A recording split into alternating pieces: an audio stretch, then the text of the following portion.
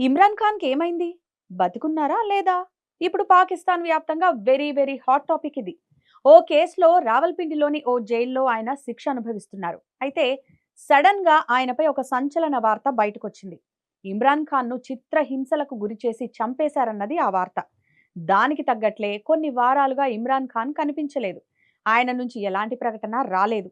2, 3 వారాలుగా ఇమ్రాన్ ఖాన్‌ను కలవడానికి family members try చేసినా వాళ్ళని కూడా జైలు అధికారులు అనుమతించలేదంట.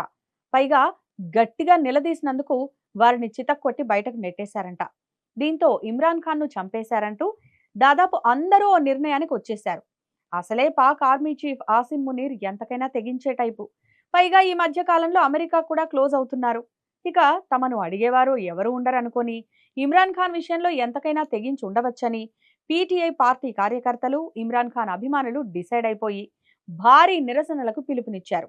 ఇప్పుడు ఇదే విషయంపై పాకిస్తాన్ రగిలిపోతోంది. ఇమ్రాన్ ఖాన్ బతికే ఉన్నాడు అని కొందరు అధికారులు చెబుతున్నా ఎవరూ నమ్మట్లేదు. నిజంగా ఇమ్రాన్ ఖాన్ బతికుండి ఆయన బయట కనిపిస్తే ఓకే. లేదంటే పాకిస్తాన్ తగలబడిపోవడం ఖాయం.